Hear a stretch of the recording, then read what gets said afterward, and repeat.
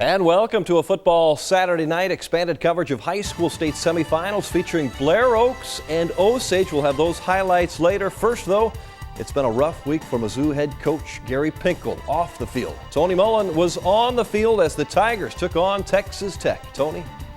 Thanks, Rod. For the first time since 2000, Gary Pinkel was not on the sidelines for a Mizzou football game. Pinkel serving a suspension as a result of Wednesday night's DWI arrest. Coach Pinkel missing out on the Senior Day festivities at Faroe this afternoon. Terrell Rosano among the 26 seniors.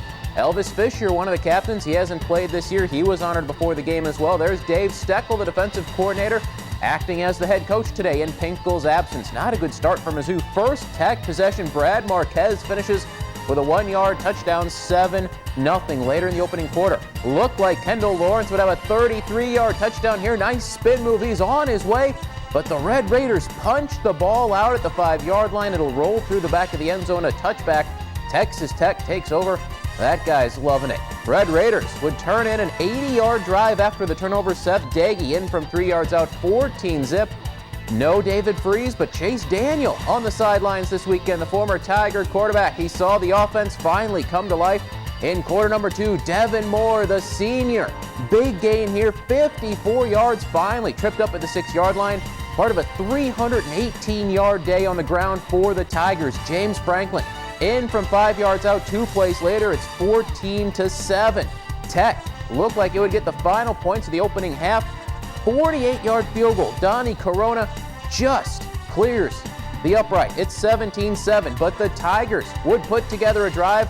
Final play of the half, they're in field goal range. Trey Barrow good from 39. 17-10, Red Raiders at the half. After a Tech field goal in the third quarter, put them back up by 10. Franklin goes to the air. Michael Agnew, nice catch in the corner of the end zone. It's 20-17. Texas Tech answers though late in the third quarter. Daggy hits Darren Moore, gets the foot in bounds. 27-17, the Red Raiders lead after 3, looking to spoil Senior Day. But early in the fourth, Tigers answer right back. Franklin to Marcus Lucas, it's 27-24. Mizzou would get the ball back with 6 minutes to go at their own 11-yard line. They put together a big drive. Look at Frank the Tank. James Franklin carrying defenders down to the 20-yard line. He had 152 yards on the ground. That included this 9-yard touchdown with 2.5 minutes to play. The Tigers had their first lead of the game at 31-27. Texas Tech, though, almost ruined it. They got inside the Tiger 10, but look at Dominique Hamilton gets a hand on that pass. Michael Sam picks it off. The Tigers celebrate. They get the victory, a come-from-behind effort, 31-27. A big win after a rough week. No Coach Pinkel today, but Missouri comes out on top. We know he was still there with us in spirit. You know, a few guys even texted him, and a couple of seniors talked to him before the game and whatnot. So, I mean, we still had him in spirit. It was tough. I can say that. It wasn't easy, you know, but he prepared us for it. Coach Pinkel does a great job preparing kids for adversity, and that's one thing that we took and we learned, and we all used it. A lot of the guys were talking about, you know, we're doing it for Coach Pinkel as well, and the main story of it was wanting to do it for the seniors. But yesterday there was a lot of the guys who were talking. We wanted to do it for Coach Pinkel. I think it's just an emotional day for everybody with all the stuff that's kind of happened, been going on this season, and then earlier this week, and then the seniors being the last day and fighting back, fourth quarter, getting a victory like that. That's pretty emotional. I was crying too. You know, there's a good book out there, and there's a part in Matthew that's called "If you build your foundation on a rock, when the storms come, you won't get washed away." So we got hit with a storm, but Coach Pinkel built a hell of a foundation here, and because of him, that's why these kids were able to play like they were today.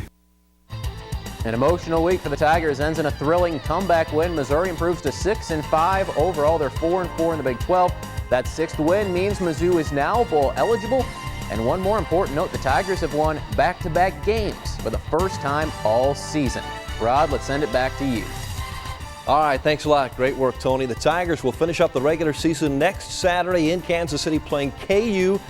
Gary Pinkel will be back to coach that game. The Jayhawks, they're just plain bad, making it 8 losses in 8 Big 12 games, falling hard at Texas A&M. Aggies quarterback Ryan Tannehill taking advantage of that KU defense, or lack of the defense. Cyrus Gray running through a big hole.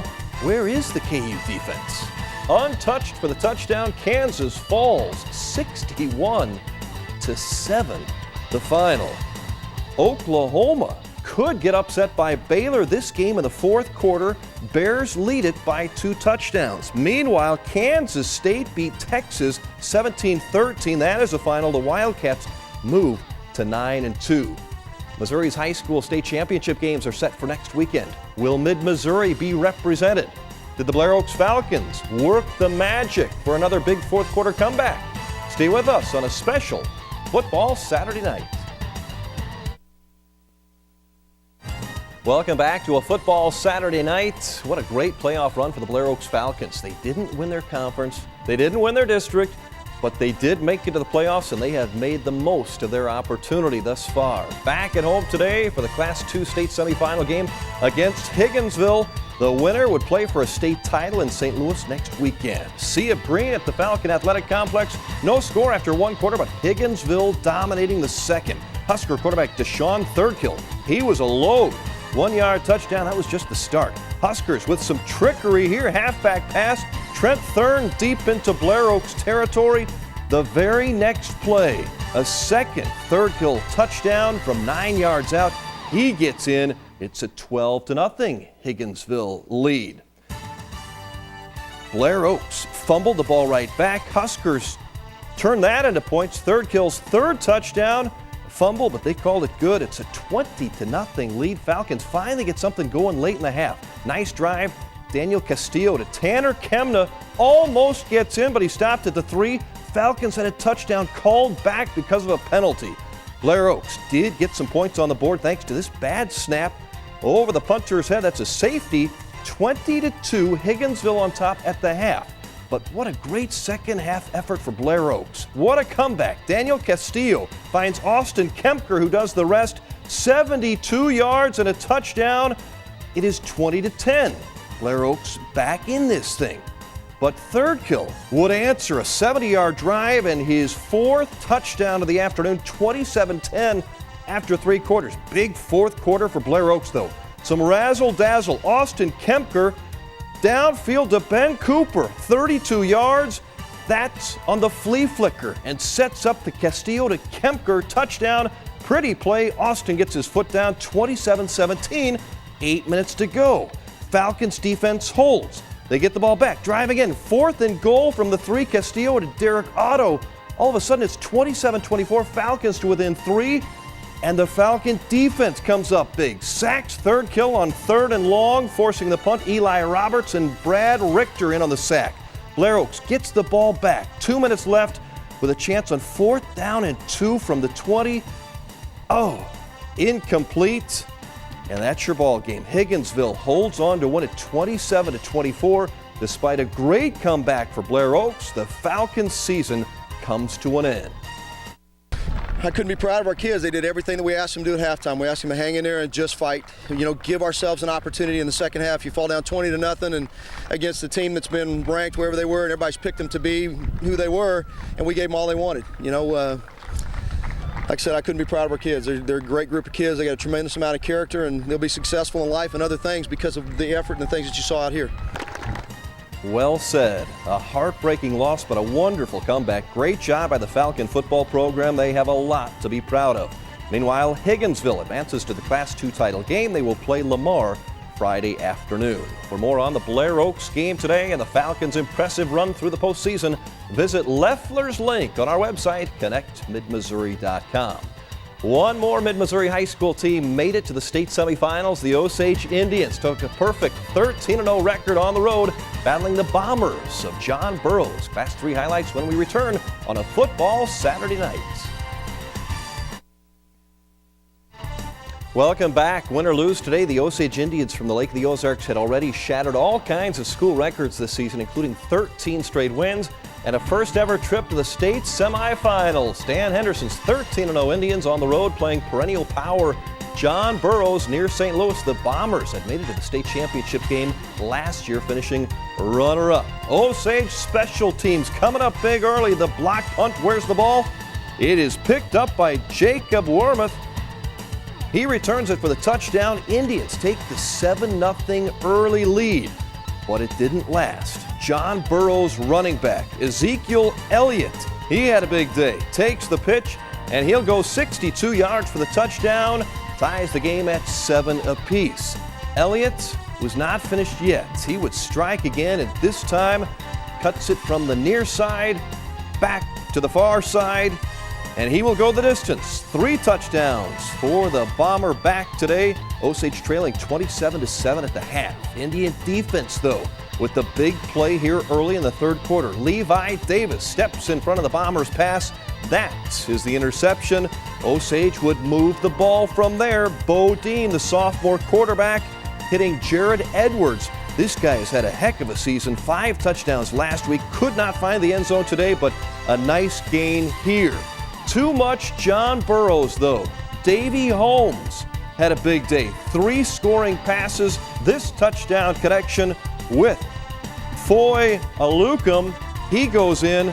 Osage finishing a great season with a late touchdown. Cody Mayer, what a great high school career he's had on the football field. Mayer goes in. Osage loses big, though, 39-14 in the state semifinals.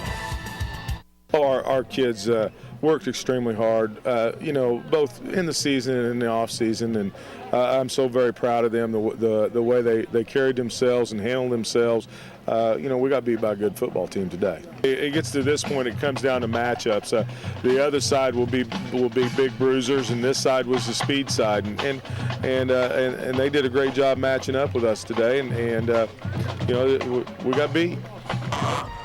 The Indians finish an unforgettable season, 13-1, 1 win short of a state championship game, but a great year. John Burroughs will play Logan Rogersville next Saturday for the Class 3 state title. Other playoff scores. Class 6 semifinals actually played last night. CBC wins big. Blue Springs over Francis Howell. Class 5, Kirkwood wins.